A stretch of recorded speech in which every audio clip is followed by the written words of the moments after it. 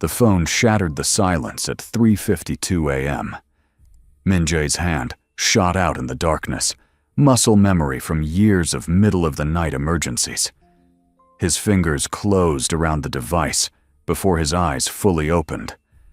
The screen's harsh glow illuminated his face as he registered the unknown number.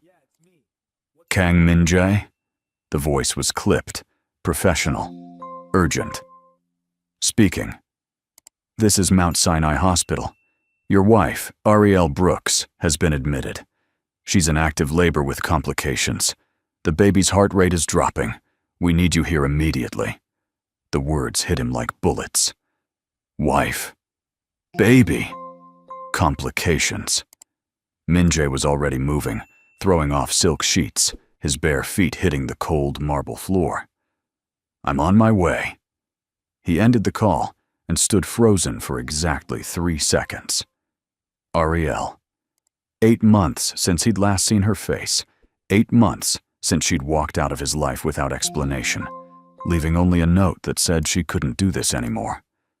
8 months of wondering where she was, if she was safe, if she ever thought about him the way he thought about her every single day. And she'd been pregnant. With his child. Min-jae grabbed his clothes from the chair, pulling on pants and a shirt with shaking hands he couldn't quite control. His security detail would be asleep in the adjacent penthouse suite, but there was no time. Every second mattered. He snatched his keys and wallet, not bothering with his jacket, and headed for the private elevator. The city streets were empty at this hour, just the occasional taxi and late-night wanderers. Min-jae pushed his Aston Martin faster than he should have, weaving through traffic lights, his mind a chaotic mess of fear and memory. He couldn't lose her. Not like this. Not before he could tell her everything he should have said before. The hospital's emergency entrance blazed with fluorescent light. Min-jae abandoned his car at the curb and ran inside, his expensive Italian shoes echoing on the linoleum. Ariel Brooks, he said to the woman at the desk, his voice harder than he intended. Where is she? The nurse looked up, startled by his intensity. Are you family? I'm her husband. She hesitated, fingers hovering over her keyboard. Labor and delivery, 4th floor. But sir, she's in surgery. Min-jae was already moving toward the elevators. The 4th floor was quieter, painted in soft blues, and pinks meant to be calming. A nurse intercepted him at the surgical wing doors. Sir, you can't go back there. If you're family, you'll need to wait in. Where is she? Min-jae's voice dropped to something dangerous, the tone that made grown men reconsider their life choices. Where is Ariel Brooks?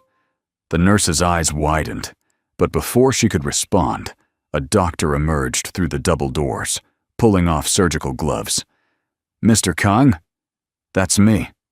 I'm Dr. Patricia Chen. Your wife is in surgery right now. Emergency C-section. The baby was in distress, and we couldn't wait. But I need you to know, Ariel came in alone, and she's been through a difficult labor. The next hour is critical for both of them. Min-jae felt his chest constrict. Can I see her? Not yet. But as soon as she's stable, you'll be the first to know. There's a waiting room down the hall. It shouldn't be long. Shouldn't be long. The words echoed in Min-jae's head as he forced himself to walk to the waiting room. Shouldn't be long could mean anything. It could mean everything was fine, or it could mean they were preparing him for the worst. He sank into an uncomfortable plastic chair and dropped his head into his hands. For the first time in a decade, Kang Min-jae, the man who controlled half of New York's underground economy, who had politicians and police captains on his payroll, who could make people disappear with a phone call, felt completely powerless. 3 years earlier, he never would have imagined this moment. Never would have believed that a woman spilling whiskey on his shoes would lead to him sitting in a hospital at 4 a.m, praying to a God he didn't believe in. But that's exactly what had happened. It was a Tuesday night at the Jade Orchid Lounge, one of the high-end establishments Min-jae used for business meetings that needed to look like casual drinks. He'd been sitting in a private booth with 2 associates, discussing a shipping route problem when she appeared. The cocktail server moved through the crowd with practiced efficiency, balancing a tray of drinks that probably cost more than most people's weekly salary. She wore the standard uniform, black dress, crisp white apron, but there was something about the way she carried herself. Confident without being arrogant, present without being intrusive. She was heading toward their booth when someone stumbled into her path. The tray tilted. She tried to correct, but physics won. Whiskey splashed across Min Jai's custom-made shoes and the hem of his pants. The entire booth went silent. His associates froze. Everyone in the immediate vicinity stopped talking. The server's eyes went wide with horror. "Oh my God, I am so sorry.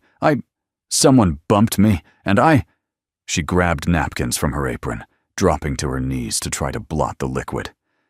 "Please, I'll pay for the cleaning. Stop," Min Jai said quietly. She looked up at him, and for the first time, he saw her face clearly. Brown skin that seemed to glow in the lounge's amber lighting. Dark eyes that held genuine remorse, but not fear. Full lips pressed into a worried line. Most people who accidentally crossed Min Jai responded with terror. They knew who he was, or they could sense the danger he represented. They groveled and begged and made excuses. She just looked at him steadily and said, "I really am sorry. It was an accident, but that doesn't make it okay. Tell me how I can make this right." Min Jai studied her for a long moment. "What's your name?" Ariel Brooks." "Well, Ariel Brooks, accidents happen. Forget about it." She blinked, clearly surprised. "Are you sure? Those shoes look expensive." "They are." Min Jai reached into his jacket and pulled out a business card. Not the one with Horizon Group's logo and his executive title, but the plain black one with just a phone number embossed in silver. He held it out to her. "Call me if you ever need anything." Ariel took the card slowly, confusion crossing her features. "I don't understand." "You don't have to." Min Jai gestured for his associates to resume their conversation. "That's all." She stood, still holding the card like it might explode, and backed away before turning to disappear into the crowd. Min Jai's second-in-command, David, leaned in. "Boss, you want me to—" "No," Min Jai cut him off. "Leave her alone." He didn't expect her to call. Most people threw the card away, or kept it as a strange souvenir. But 2 weeks later, his private line rang with an unknown number. "Hello?" Her voice was uncertain. "Ariel Brooks," Min Jai said, recognizing her immediately. "I was wondering if you'd reach out." Okay, this is going to sound crazy, but I got a call from someone at Horizon Group. They said I was being considered for a position, and they gave me this address for an interview.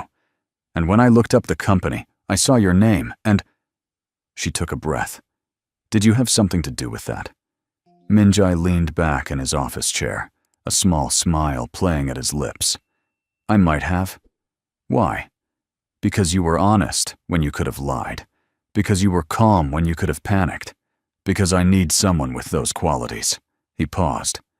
"Come to the interview. Hear what we have to offer. If you don't like it, walk away. No strings attached." There was a long silence. "What kind of company is this, really?" "The kind that values discretion and intelligence. Come see for yourself." She came. Min Jai watched from his office window as she entered the building, wearing a simple navy dress and carrying herself with that same quiet confidence. He'd had his HR director conduct the initial interview, wanting to see how she handled herself without his presence. The report came back glowing. Smart. Quick learner. Unintimidated by authority but respectful. Clean background. No red flags except that she seemed almost too good to be true. Min Jai met with her himself the following day. "Miss Brooks," he said, gesturing to the chair across from his massive desk. "Thank you for coming back." Ariel sat, her hands folded in her lap. "I've done some research on Horizon Group since yesterday." "And what did you find?" "Legitimate business operations in import-export, real estate development, and private security. Impressive portfolio. But there are gaps in the information. Things that don't quite add up." Her eyes met his. "You want to tell me what this is really about?" Min-jae appreciated her directness. "I need an executive aide, someone to manage my schedule, handle sensitive communications, coordinate with various business partners. The pay is substantial, triple what you're making now between both your jobs. The hours are demanding. The work requires absolute confidion, and there are aspects of my business dealings you'll see that might make you uncomfortable." "Uncomfortable how?" "I operate in gray areas, Miss Brooks. I'm not going to lie to you about that. But if you work for me, you'll never be asked to do anything illegal yourself. Your job is administrative support. Nothing more." Ariel studied him for a long moment. "Why me?" "Instinct." Min-jae stood and walked to the window overlooking the city. "I've learned to trust my instincts about people. Something tells me you're someone I can rely on. And if I say no? Then you walk out of here, and we never speak again. No consequences, no pressure." He could feel her weighing the decision. The practical part of her brain was probably screaming warnings, telling her to run. But the part that had struggled to make ends meet, that had worked 2 jobs and still worried about rent, that wanted something more from life, that part was tempted. "I'll need time to think about it," she finally said. "You have 24 hours, she called back in 12. "I'll take the job, but I need ground rules. Name them. No lying to me about what I'm walking into. No putting me in danger without warning. And the second I feel like this crosses a line I can't live with, I'm out. No questions asked." "Agreed," Min-jae said. "Welcome to Horizon Group, Miss Brooks." The first month was exactly what he'd described. Ariel managed his calendar with frightening efficiency, coordinated meetings, handled correspondence. She learned quickly which calls to put through immediately and which could wait. She figured out how to read his moods, when to push back on his decisions, and when to simply execute orders. She also started to see the reality of his world, the meetings where men spoke in careful euphemisms about shipments and territory and problems that needed solving. The late-night phone calls about situations that required his immediate attention, the way people deferred to him with a mixture of respect and fear.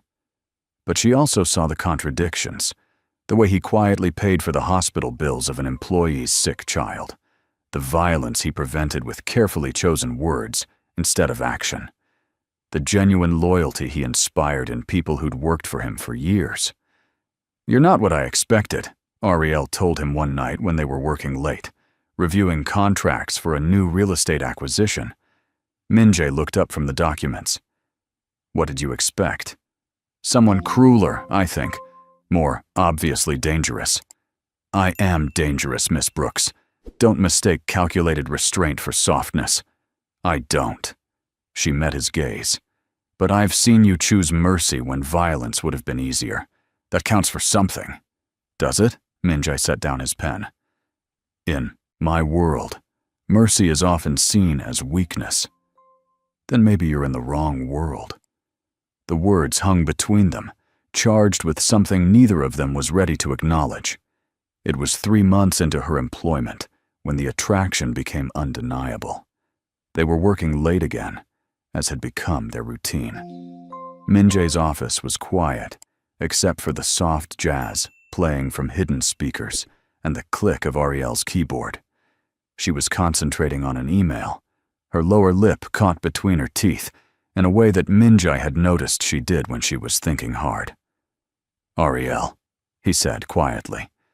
She looked up. "Yes." "You should go home. It's late." "You're still here. I live here." She smiled slightly. "The penthouse upstairs, I remember." She saved her document and closed her laptop. Can I ask you something before I go? Always. Why did you really hire me? And don't say instinct. I want the truth. Min-jae stood and walked around his desk, leaning against it. Because when you looked at me that night in the lounge, you saw a person. Not a reputation, not a monster, just a man who'd had whiskey spilled on his shoes. He paused. That's rare in my life. Ariel stood too, gathering her things. You're just a man, Min-jae, a complicated one, but still human. She'd started using his first name weeks ago, dropping the formal Mr. Kong without either of them really discussing it. Now, in the quiet intimacy of his office, it felt weighted with significance. Sometimes I'm not sure about that, he said softly. I am. Ariel moved closer, and Min-jae could smell her perfume, something subtle and warm. I've seen enough to know. What have you seen? Someone who carries the weight of too many responsibilities. Someone who chose power because he thought it would keep him safe, but now realizes it's just another kind of prison. Her eyes searched his face. Someone who's lonely. Min-jae felt something crack open in his chest. Ariel, I should go, she said quickly, as if suddenly aware of how close they were standing. I'll see you tomorrow. She left before he could respond, and Min-jae stood alone in his office, wondering when exactly he'd started falling for his executive aide. The incident happened 2 weeks later. Min-jae was meeting with a potential business partner who turned out to be less interested in partnership and more interested in intimidation. The man had brought enforcers, stupid thugs who thought physical presence was the same as power. Ariel had been in the outer office, working on correspondence. She heard the raised voices through Min-jae's door, heard the sound of furniture being moved roughly. She should have stayed put, should have called building security, should have done anything except what she did. She walked into Min-jae's office. Get out, one of the enforcers said, moving toward her. Touch her and die, Min-jae said, his voice dropping to something arctic. The enforcer hesitated. The room went still. This meeting is over, Min-jae continued. You've wasted my time and made a threat in my place of business. Ariel, call David. Tell him we have guests who need to be escorted out. Ariel pulled out her phone, keeping her hand steady even though Min-jae could see the slight tremor in her fingers. David arrived with 3 other men in under 2 minutes. The would-be business partner and his enforcers were removed with clinical efficiency. When the office was empty again, Min-jae turned to Ariel. That was incredibly stupid. Probably. You could have been hurt. So could you. Ariel. Min-jae ran a hand through his hair, frustration and fear warring in his chest. I can handle situations like that. You can't. I didn't think. I just reacted. She finally looked shaken, the adrenaline wearing off. I heard the anger in their voices, and I thought, I don't know what I thought. Min-jae crossed the space between them and pulled her into his arms. She stiffened for a moment, then relaxed against his chest, her hands gripping his shirt. You're okay, he murmured into her hair. You're safe. I was worried about you, she said, her voice muffled against his shoulder. I know. Min-jae pulled back just enough to look at her face. But Ariel, you need to understand something. In my world, caring about people is a liability. It makes you vulnerable. It gives enemies leverage. Is that why you keep everyone at arm's length? Yes. Then why did you hold on to me just now? Min-jae didn't have an answer. Or rather, he had an answer, but wasn't ready to say it out loud. Ariel seemed to understand. She stepped back, putting professional distance between them again. I should go home. I'll have David drive you. That's not necessary. It is tonight. Min-jae pulled out his phone. Please, let me know you got home safely. She nodded and left, and Min-jae spent the rest of the night thinking about how much danger he was putting her in just by being close to him. He should have fired her, should have paid her severance, and sent her away before his world could swallow her whole. Instead, 2 days later, he kissed her. It happened in his office again, late at night. They'd been reviewing security footage from the incident, making sure there were no threats they'd missed. Ariel had been leaning over his shoulder, pointing at something on the screen, when she turned and found her face inches from his. "Min-jae," she whispered. He kissed her. Soft at first, questioning, giving her every chance to pull away. She didn't pull away. She kissed him back with months of pent-up longing, her hand sliding into his hair. When they finally broke apart, both breathing hard, Min-jae rested his forehead against hers. "This is a mistake." "Probably," Ariel agreed. "I'm going to hurt you. Eventually, my life will hurt you. Maybe. Or maybe we'll figure it out together." "I don't know how to do this," Min-jae admitted. "I don't know how to be with someone and keep them safe from what I am." "Then we'll learn." Ariel cupped his face. "But Min-jae, I need you to promise me something." "What?" "No more secrets. If we're doing this, if we're really trying, I need transparency. I need to know what I'm part of." It should have been an impossible promise. Min-jae's entire existence was built on secrets and compartmentalized information. But looking at Ariel, feeling the warmth of her touch, he found himself nodding. "No more secrets," he agreed, and kissed her again. The next 6 months were the happiest of Min-jae's life. They kept their relationship private from the organization, but everyone who worked closely with Min-jae could see the change in him. He smiled more, laughed occasionally, seemed less like a walking storm cloud and more like an actual human being. Ariel moved into his penthouse. They created a life together in the spaces between his business obligations. Quiet mornings with coffee, late nights watching the city lights, stolen afternoons when they'd ignore work and just exist together. Min-jae told her everything, about his childhood and soul, about the violence that had shaped him, about the blood debts and loyalty codes that governed his world, about the things he'd done that still haunted him. She listened without judgment, without trying to fix him or save him. She just understood. "I love you," he told her one night, the words feeling foreign in his mouth. He couldn't remember the last time he'd said them to anyone. "I love you too," Ariel replied, and Min-jae believed her.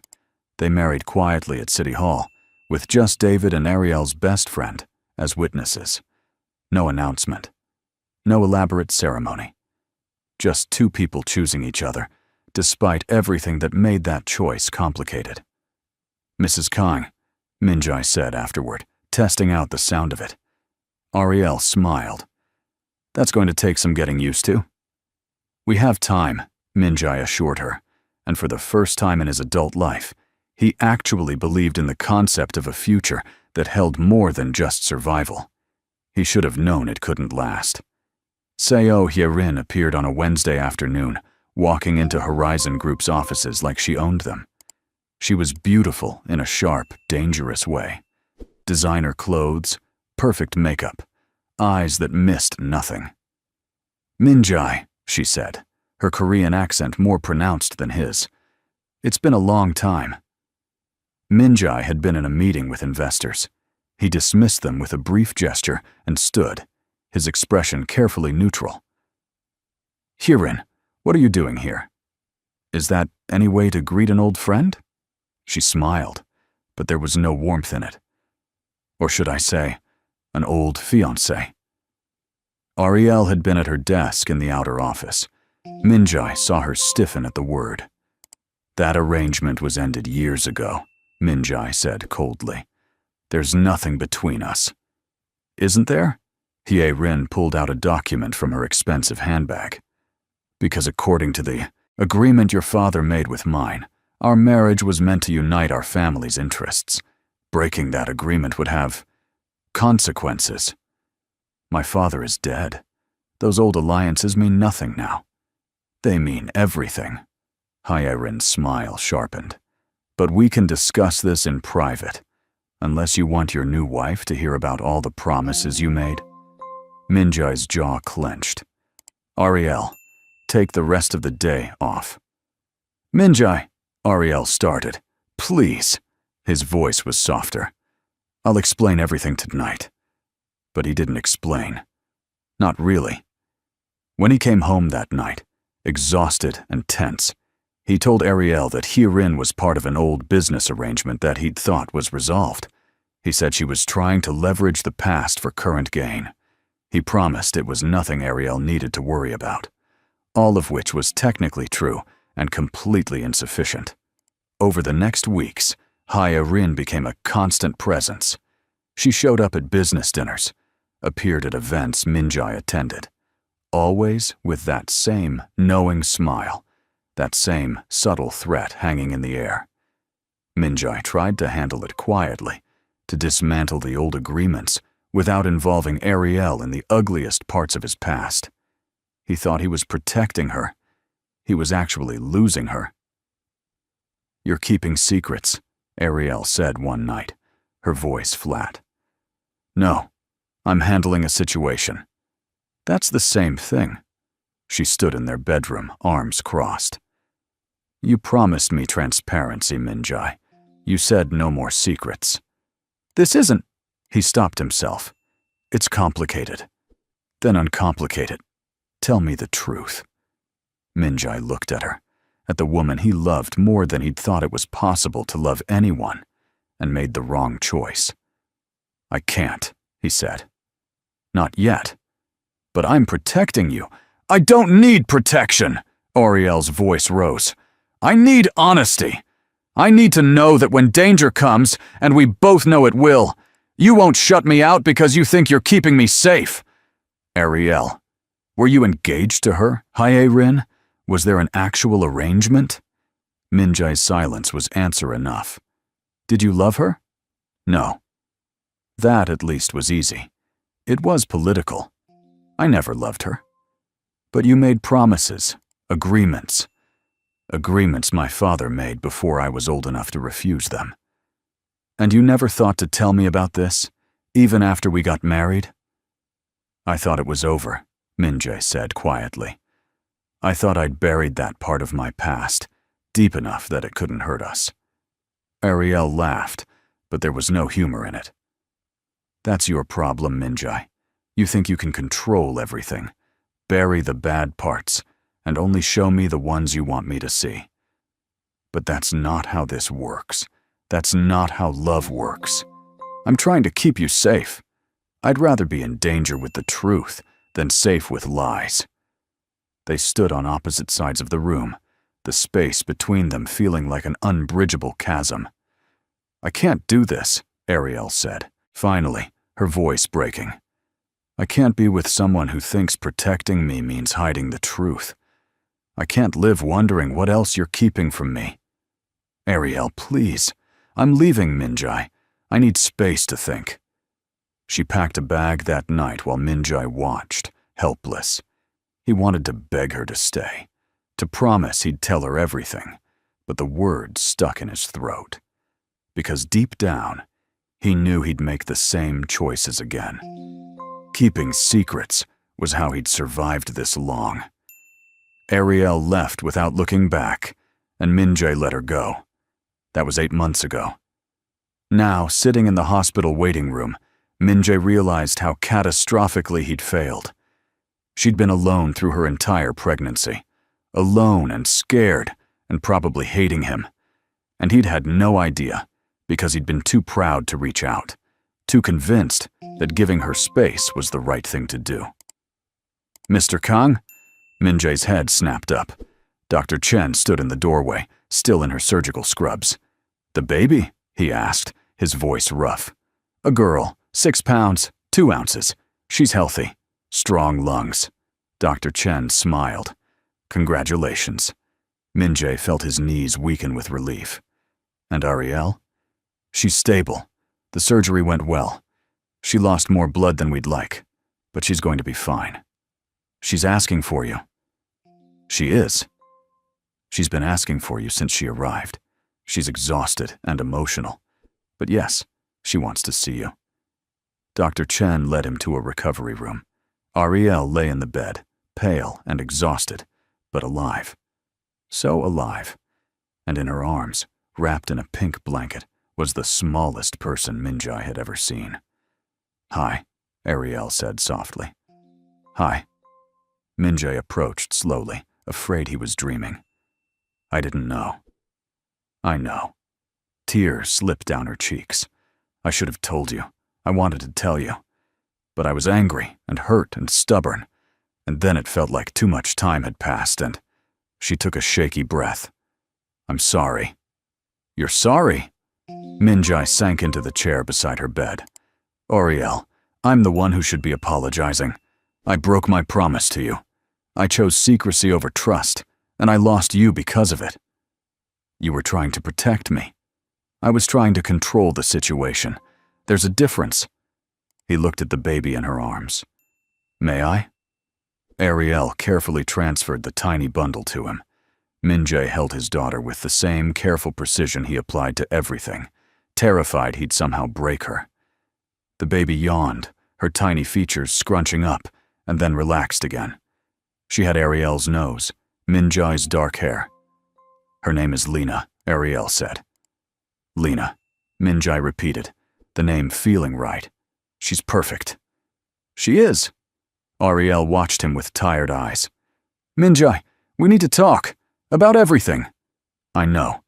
He looked up from Lena. "But first, I need you to know something. I dealt with Hierin, aggressively, permanently. The old agreements are void.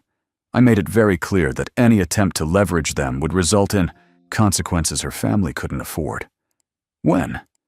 2 months after you left. I should have done it immediately, but I was—" He paused. "I was lost without you, and it took me time to think clearly enough to handle it properly." "Why didn't you tell me?"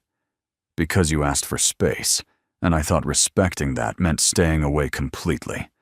I see now that was another mistake."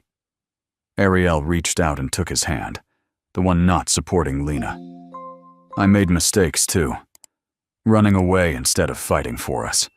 Not telling you about the baby. Thinking I could do this alone." "You shouldn't have to do anything alone." Minjai squeezed her hand gently. "If you'll let me, I want to be here. For you. For Lena. I want to try again, and I promise, no more secrets. Even the ones I think are protecting you, especially those." "That's all I ever wanted," Ariel said.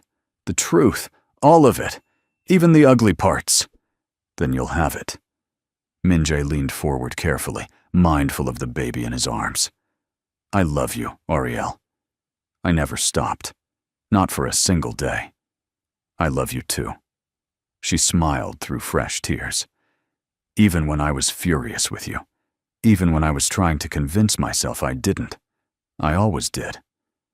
They stayed like that for a long time, connected by held hands and the small life they'd created together. Outside the window, dawn was breaking over the city, painting the sky in shades of pink and gold. "What happens now?"